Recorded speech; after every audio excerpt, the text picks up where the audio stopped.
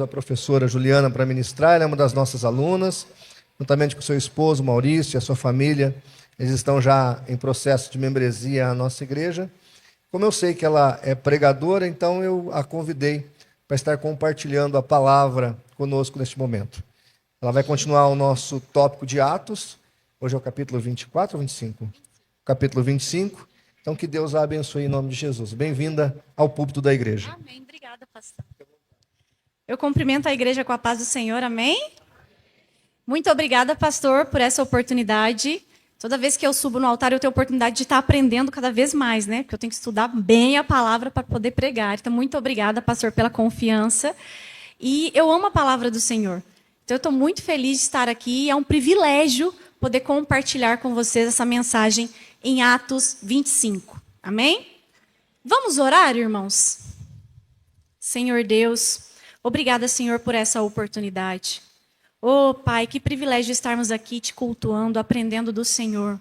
E que essa mensagem, Pai, não seja apenas uma exposição, uma explicação do texto, mas que ela venha tocar nos nossos corações, que venha falar conosco, Pai, é o que nós te pedimos, Pai. Mostra a tua vontade através dessa palavra hoje. Em nome de Jesus é o que eu te peço. E conduza este culto, porque ele é teu, Pai. Sou dependente do Senhor e nada posso sentir. É o que eu te peço em nome de Jesus. Amém. Bom, deixa eu abrir a minha Bíblia.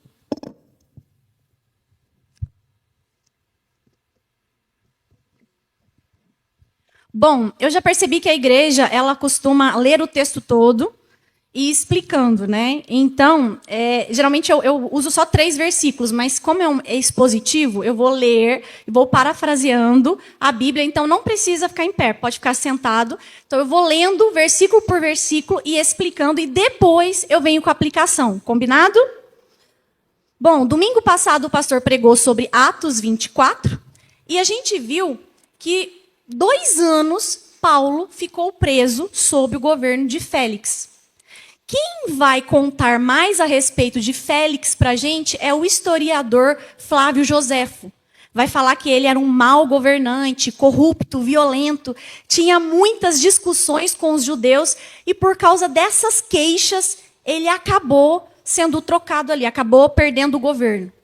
O nome é parecido, Félix e Festo, mas são pessoas diferentes. Então a gente já entra em Atos 25 com essa troca. Sai Félix e entra Festo. Então vamos ler. Atos 25:1. Entrando, pois, Festo na província, subiu dali a 3 dias de Cesareia a Jerusalém.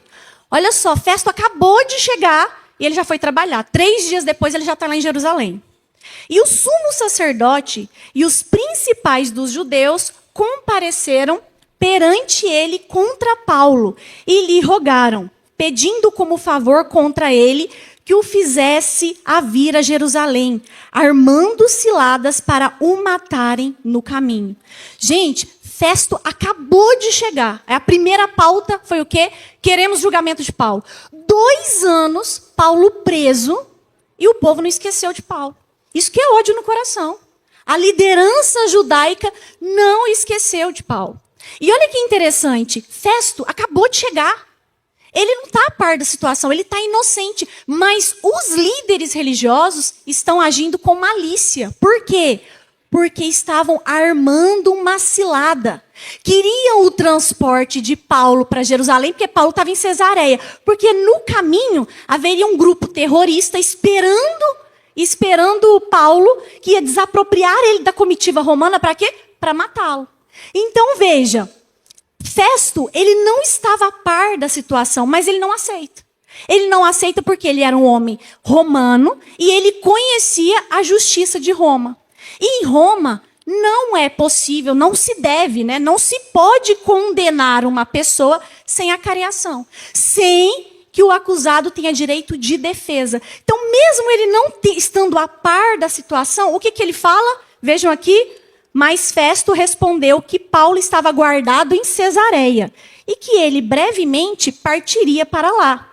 Os que, pois, disse, dentre vós tem poder, desçam comigo e se neste varão houver algum crime, acusem-no. Eu não vou trazer Paulo para Jerusalém. Se vocês quiserem, vão lá para Cesareia e acusem ele, como é de acordo com a lei romana. Então, olha que interessante. Chegando, não se demoraram, olha só, poucos dias depois, né, não se demoraram entre eles mais de 10 dias, desceu a Cesareia e no dia seguinte, assentando-se no tribunal, mandou que trouxessem Paulo.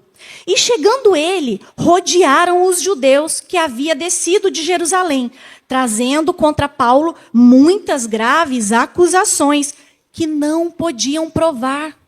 Vejam, muitas acusações sem prova. Mas em sua defesa disse, eu não pequei alguma coisa contra a lei dos judeus, nem contra o templo, nem contra César. Consciência de Paulo estava limpa. Veja, ele não pecou, ele está declarando aqui. Todavia, Festo, querendo comprazer os judeus, claro, ele tinha acabado de chegar. Ele queria fazer uma média com os judeus, ele queria ganhar a aprovação dos judeus.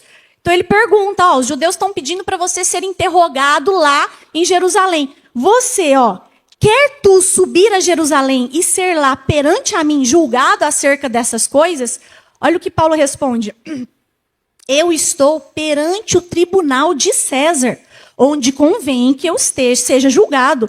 Não fiz agravo algum aos judeus, como tu muito bem sabes. Se fiz algum agravo e cometi alguma coisa digna de morte, não recuso a morrer. Mas se nada há das coisas de que estes me acusam, ninguém pode entregar a eles apelo para César. Por que Paulo não queria ir? Porque ele sabia que era perigoso. Vocês lembram alguns capítulos anteriores do sobrinho de Paulo, que tinha alertado sobre uma emboscada? Então, Paulo sabia que podia ter outra emboscada. Então, ele não queria correr o risco. Assim, curiosamente, Paulo estava mais seguro nas mãos dos romanos do que nas mãos dos judeus. Paulo estava mais seguro na prisão do que andando na rua por causa do ódio dos judeus. Então, o que Paulo fala? Não, você representa César. Eu estou diante de César e me convém ser julgado em Roma. Não me leva para Jerusalém, não. Olha o que Festo responde. Então, Festo, tendo falado com o conselho, respondeu, apelaste para César, então para César irás. Passando alguns dias, o rei Agripa e Berenice vieram a Cesareia a saudar Festo. Por quê? Festo acabou de assumir o governo. Quem que é o rei Agripa? É o rei dos judeus, da família dos Herodes, aliado de Roma, só governava porque Roma deixava. Foi lá saudar Festo, que tinha acabado de assumir o governo. E como ali ficassem muitos dias, Festo contou ao rei os negócios de Paulo, dizendo, um certo varão foi deixado por Félix aqui preso. Olha só, como o rei Agripa foi ficando muito tempo, chegou o momento que Festo abriu o coração. Pediu a opinião do rei Agripa. Por quê? Festo estava perdidinho na história, sem entender a situação. Por que queriam matar Paulo se ele não era ladrão, não era criminoso, não era revolucionário, não era assassino? Qual acusação? Então ele aqui, do versículo 14 até o 21, ele vai contando para o rei Agripa tudo o que aconteceu, porque ele está buscando o quê? Uma solução. Eu vou enviar ele para César, porque ele quer ir para César. Mas sobre qual acusação? O que eu digo? Então, vamos ler. E a respeito de quem os principais dos sacerdotes e os anciãos dos judeus, estando eu em Jerusalém, compareceram perante mim, pedindo sentença contra eles. A ele respondi que não é costume dos romanos entregar algum homem à morte, sem que o acusado tenha presente os seus acusadores e possa defender-se das acusações, de sorte que, chegando eles aqui junto no dia seguinte, sem fazer dilação alguma, assentando no tribunal, mandei que trouxessem o homem. Acerca deles, estando presentes os acusadores, nenhuma coisa apontaram daqueles que eu suspeitava. Olha aqui, a autoridade romana, Festo, falou, o governador falando, não há nada disso, nada do que eu pensei, não é nada disso, ele não é criminoso, não é ladrão. Olha só, Festo achava que era só uma questão de briga religiosa entre os judeus. Ele não entendeu a diferença de cristianismo e judaísmo. Olha o que ele responde no versículo 19. Tinha, porém, contra eles algumas questões. acerca de sua superstição e de um tal Jesus defunto que Paulo afirmava viver. Então Félix, ele começa a falar assim, como é que eu vou acusar um homem, levar para César, porque ele tem uma convicção religiosa particular? Como é que eu vou levar um homem a César acusado de quê? Viu que Festo não viu a acusação em Paulo? E ele fica perplexo com essa inquisição toda. Por causa disso, os judeus querem ele morto. Vejam. E estando eu perplexo acerca da inquirição desta causa, perguntei se ele queria ir a Jerusalém lá ser julgado acerca destas coisas. Mas apelando Paulo para que fosse reservado ao conhecimento de Augusto, mandei que o guardassem até que o envie a César. Se ele não tivesse nem apelado para César, eu teria soltado ele, porque eu não vi nada contra ele. Mas como ele pediu para ir para César, então me ajuda, rei Agripa, o que eu escrevo? Eu vou mandar ele, mas sobre qual acusação? Aí o rei Agripa disse, olha, bem quisera eu ouvir também esse homem. Ele falou, então amanhã você ouvirá. Gente, no dia seguinte, vindo Agripa e Berenice com muito aparato, entraram no auditório, com os tribunos e varões principais da cidade, sendo trazido Paulo a mando de Festo. Aqui, gente, é incrível, porque de todos os relatos onde Paulo, compareceu diante das autoridades, este é um dos momentos onde mais se reúne gente importante. Olha o rei com toda a pompa de rei. Olha aqui, os tribunos, os oficiais da alta patente, os comandantes de Roma. Veja, varões principais da cidade, toda a elite política e social em peso para ouvir um prisioneiro. Mas Jesus já tinha avisado sobre isso, né? O que Jesus fala? Ele, por minha causa, sereis levado à presença de governadores e reis para lhes servir de testemunho. Então estava se cumprindo na vida de Paulo. Veja, e aí o capítulo ele vai terminar com a autoridade romana falando que não encontraram crime nenhum em Paulo. E Festo disse, rei Agripa e todos os varões que estáis presentes conosco aqui, vedes um homem de que toda a multidão dos judeus me tem falado, tanto em Jerusalém como aqui, clamando que não convém que vivam, vão matar Paulo. Mas eu, veja, Festo falando, nenhuma coisa digna de morte. E apelando ele mesmo também para Augusto, tenho determinado a enviar-lhe. Dele, porém, não tenho coisa alguma certa que escreva ao meu senhor. E por isso, perante vós, trouxe, principalmente perante a ti, ó rei Agripa, para que depois de interrogado, tenha alguma coisa a escrever. Porque me parece contra a razão enviar um preso e não notificar a acusação. Lucas escreve isso aqui para mostrar. Não tem autoridade romana, não achou nada contra Paulo. E no capítulo 26, vai ser da semana que vem, vocês vão ver aqui a detalhação dessa defesa de Paulo. Paulo se defendendo. Mas hoje nós vamos parar só no 25. Amém? Então, agora que nós já entendemos a mensagem, todo mundo compreendeu a mensagem? Então agora nós vamos entrar na aplicação para a nossa vida.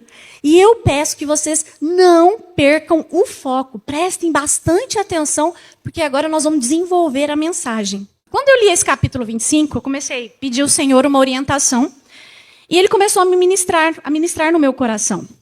Então, 3 coisas eu percebi muito profundas neste capítulo. Repita comigo, irmão. O conflito com o mundo. Postura diante da injustiça. E avanço do evangelho apesar da perseguição. Amém.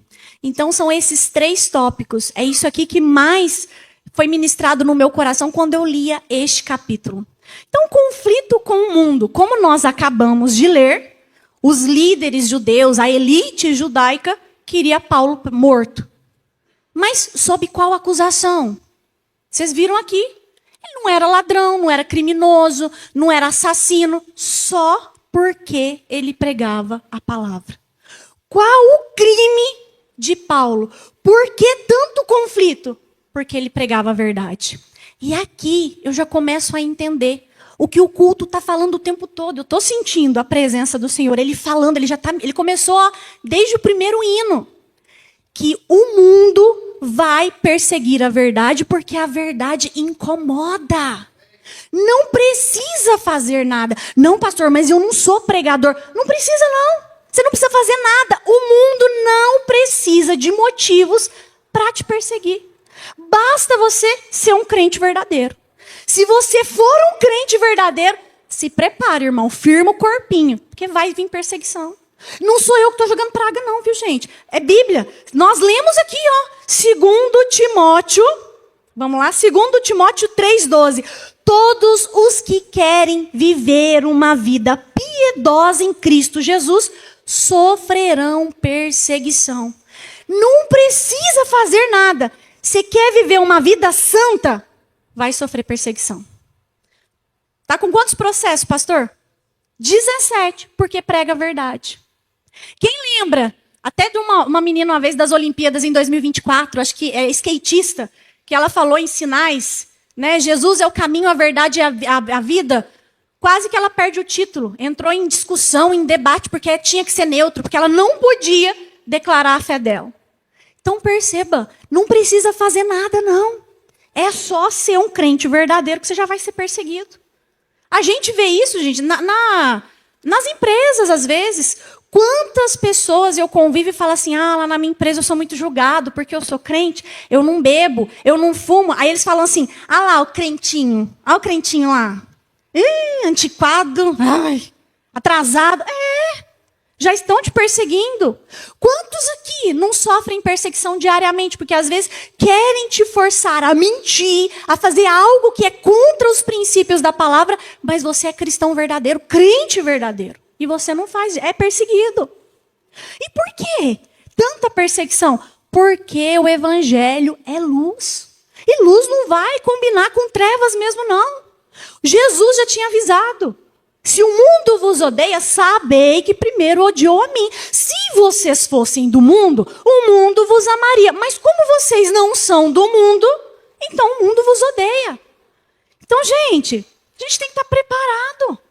A gente sabe, Jesus falou, não precisa fazer nada. Se você for crente verdadeiro, vai sofrer perseguição. Porque a luz, ela vai escancarar o pecado. A luz, ela vai tirar tudo que está escondido, vai confrontar a mentira, vai confrontar tudo que está de errado. E o mundo não aceita isso, o mundo ama as trevas, quer continuar nas trevas. E sabe o que eu entendo aqui? É que o perigo não é a gente ser perseguido. Jesus já tinha avisado isso. Ele já tinha falado, se perseguiram a mim, vão perseguir vocês. Então, fica firme. Então, o perigo não é se estão tentando te calar, se estão te acusando, se estão se levantando contra você. Não, isso aí já é esperado, gente, já está na palavra. Eu sei que é um evangelho confrontador, mas crente de verdade tem que estar preparado. O perigo é quando quem não é cristão, não é de Cristo, começa a te aplaudir. Aí tem alguma coisa errada. É quando o mundo começa a te aplaudir. Porque não existe evangelho sem confronto. Eu estava conversando com a minha mãe hoje na hora do almoço, e ela falando, nossa, você viu aquela cantora, Joelma, do Calypso, né? Estava no púlpito não, no carnaval, pregando no carnaval, com roupa indecente, pulando carnaval e pregando. Gente, que evangelho é esse? Que isso? Que evangelho é esse? Por quê? Porque o evangelho verdadeiro é confronto. E ultimamente nós estamos vivendo isso. Um evangelho raso. O mundo está pregando um evangelho raso que passa a mão na cabeça do crente. Mas cuidado, muita gente vai para o inferno por causa disso. Por quê? Eu sei que é dura a mensagem, mas Deus, Ele não te aceita como você é. A Bíblia não te aceita como você é. Ele chama o pecador, ele recebe o pecador, mas ele não deixa o pecador no pecado, não. Ele não deixa você como está. Ele te transforma. Transformai-vos. Essa é a palavra. Então, que evangelho é esse que não tem mudança? Vocês acham que eu que estou aqui pregando, vocês acham que eu não sou confrontada? Todo dia. Todo dia eu leio a Bíblia, todo dia eu sou confrontada, eu tenho que mudar. Então, assim, eu sei, Deus me ama. Eu sei que Deus ama vocês, Deus nos ama, mas não para no amor. A gente precisa se transformar. Transformai-vos. O evangelho verdadeiro é aquele que mata o meu eu, mata minhas vontades. É aquele que realmente me transforma, me faz nascer uma nova criatura. Esse é o evangelho verdadeiro. Então, que evangelho é esse que está sendo pregado aí? E cuidado, viu, irmãos? Porque esse evangelho, sabor, evangelho, tem roupa de evangelho, até parece evangelho, mas nunca foi evangelho. Vai levar muito, muito crente para o inferno. E é isso, a gente precisa ser confrontado, mudança. Nós somos a obra do Senhor. Mas eu vou em alguns lugares que, não, se te faz feliz, irmão, não é errado. É sim, cuidado, coração é enganoso.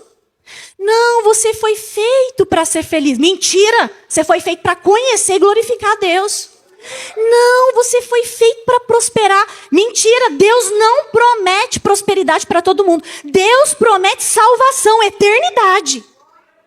Então, cuidado com esse evangelho que deixa a gente como estamos, né? Um evangelho focado no eu. Tudo é para mim, tudo sou eu. Porque o verdadeiro evangelho nos confronta. O que Paulo já falava? Já estou crucificado com Cristo. Vivo não mais eu, mas Cristo vive em mim. Quer seguir Jesus? Negue-se a si mesmo. Pegue a sua cruz e me siga. Esse é o verdadeiro evangelho. Não é fácil, não. É difícil. Mas esse é o verdadeiro evangelho.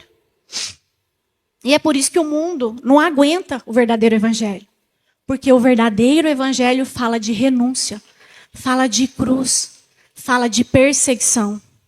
Então tá fugindo de perseguição por quê, irmão? Já está avisado. Jesus já deixou alertado para a gente. Olha o que ele fala.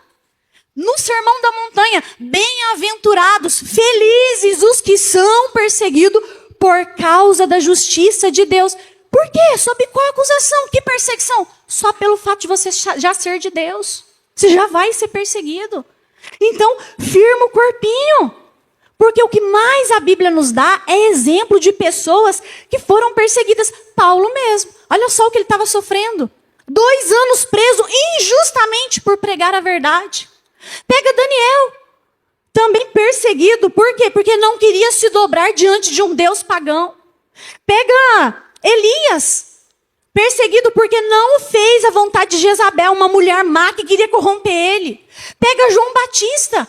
Perseguido, por quê? Porque denunciou o pecado de Herodes, que Herodes foi lá e pegou a irmã, né? Ficou com a esposa do próprio irmão, exato, com a cunhada.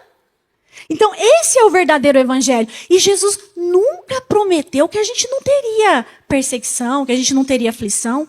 Pelo contrário, no mundo tereis aflição, mas tem de bom ânimo.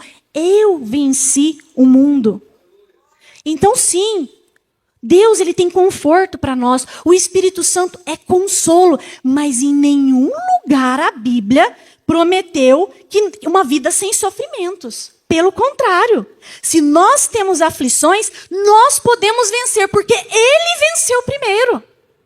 Então a nossa esperança não está nessa terra, não está nesse mundo. A nossa esperança está em Cristo. Então, quem quiser viver um evangelho verdadeiro, porque tem muita gente vivendo um falso evangelho que nem perseguição tem mais, porque, né? Tanto faz. Agora, quem quiser viver o verdadeiro evangelho, inevitavelmente vai sofrer perseguição. Mas não fica olhando para a tribulação momentânea. Por quê? Porque a tribulação de agora não se compara com a glória que há de vir, com o nosso encontro com Jesus nas nuvens. É isso que é a nossa esperança. Nós teremos uma eternidade com Deus. Então não fica preocupado com perseguição, com medo de perseguição. Firma o corpinho e vai, firme que você vai vencer. Jesus venceu e a gente sabe o caminho.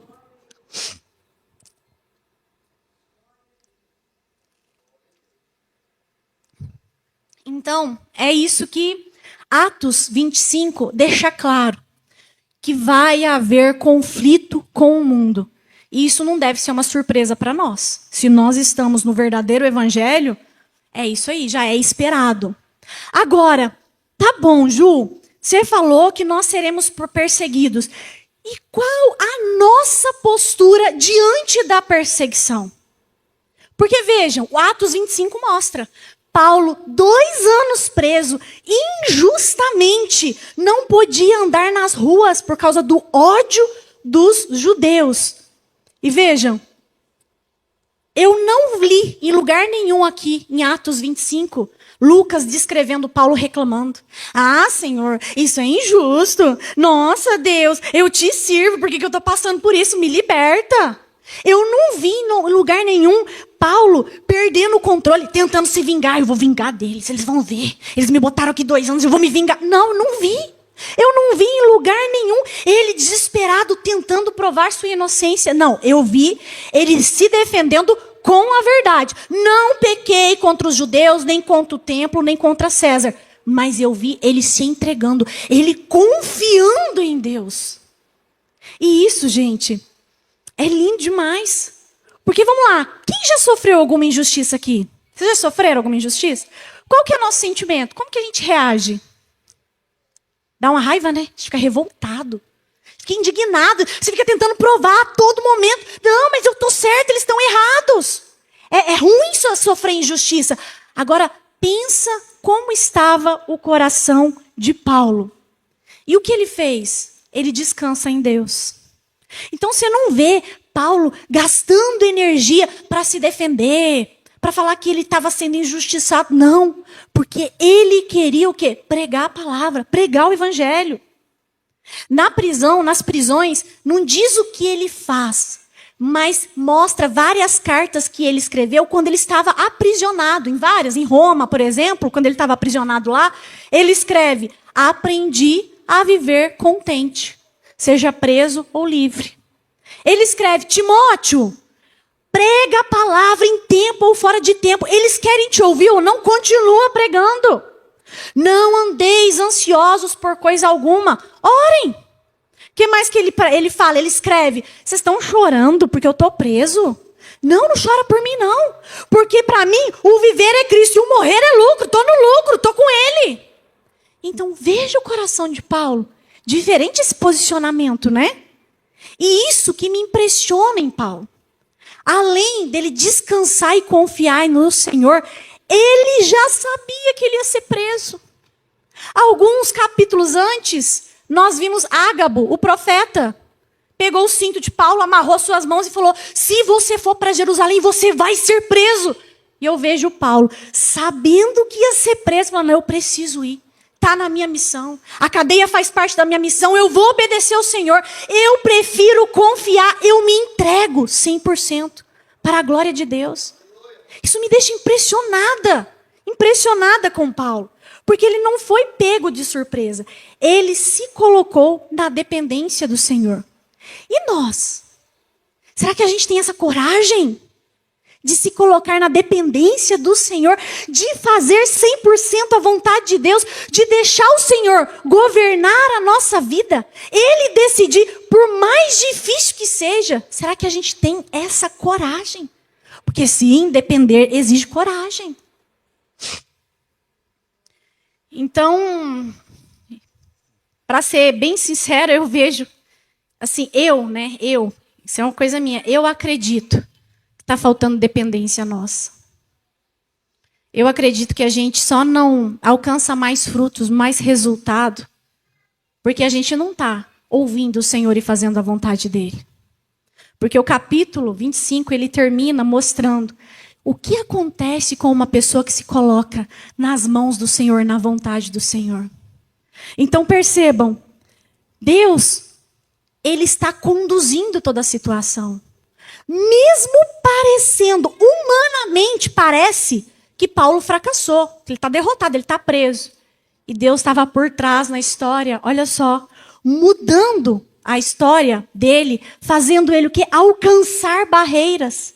Porque percebam, Paulo, ele jamais conseguiria sozinho estar em palácios, na frente de reis, na frente de um auditório da elite política e social da cidade, pregando o evangelho, mas porque ele se coloca na dependência de Deus.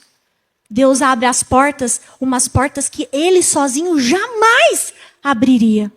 E é por isso que eu acredito que a gente só não está conseguindo alcançar mais resultados, porque está faltando a nossa dependência. Então, tem muita gente que às vezes não está entendendo ainda, que ainda não entendeu o processo, mas já é Deus trabalhando e te levando para algo muito maior, para um propósito muito maior, abrindo portas que você sozinho nunca conseguiria abrir. Mas para quê? Para que você possa testemunhar a glória de Deus.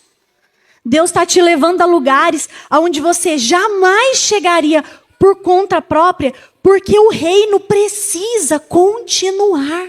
Então confia. Sim, você foi chamado para pregar o evangelho. Você é resposta para muitas pessoas. Você é resposta para uma geração. Então se posiciona, confia, se entrega. Eu sei que não é fácil, mas é isso que Atos 25 está me mostrando. Não fica prestando atenção nas perseguições, nas tribulações, você já sabe que você vai ter mesmo. Presta atenção aonde Deus está te levando. Presta atenção no que Deus está fazendo através de você, aonde Ele está te conduzindo. Porque nós não pregamos a nós mesmos, nós pregamos Cristo. E em tudo nós somos atribulados, mas não angustiados. Somos perseguidos, mas nunca abandonados. Você nunca está abandonado, nunca está sozinho. Ele sempre está com você. Então a pergunta que fica para a gente hoje é: a gente tem essa disposição, essa coragem, como Paulo, de se entregar, sabendo que a gente vai ser julgado, questionado, até cancelado. Mas nós temos essa coragem de fazer a vontade de Deus, porque uma coisa não pode parar. O evangelho precisa continuar. Almas precisam de Cristo. E se você ainda tem medo de se entregar e viver uma vida na dependência do Senhor, pede para Ele, conversa com Ele. Você pode falar tudo com Ele. Não há nada que você não possa falar com Ele. Você pode ser sincero. Pede a Ele: Senhor, eu quero viver na dependência do Senhor. Fazer a Tua vontade. Alcançar lugares inalcançáveis para a Tua honra e glória. Então, eu sei que não é fácil. Porque assim como vocês, eu também estou aprendendo a viver 100% na dependência. Não é fácil, não. Às vezes a gente quer fazer a nossa vontade. Mas o que eu tenho aprendido nesta caminhada é que Ele é fiel.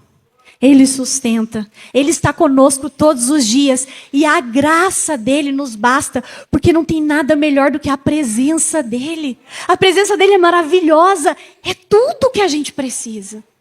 E eu quero finalizar cantando uma música, um trechinho de uma música, que essa música ela é muito linda. Ela é uma oração em forma de música. Porque ela mostra nosso medo de se entregar. Porque na verdade eu descobri que tudo que eu preciso está em Ti. Mas meu coração é teimoso demais para admitir. Sei que depender é como viver perigosamente, mas eu preciso acreditar e confiar no que você me diz. Vai ser difícil, eu sei, larga tudo por você, mas eu sei que quando eu desistir, você estará ao meu lado, me segurando, me assegurando de que tudo vai ficar bem, tudo vai ficar bem.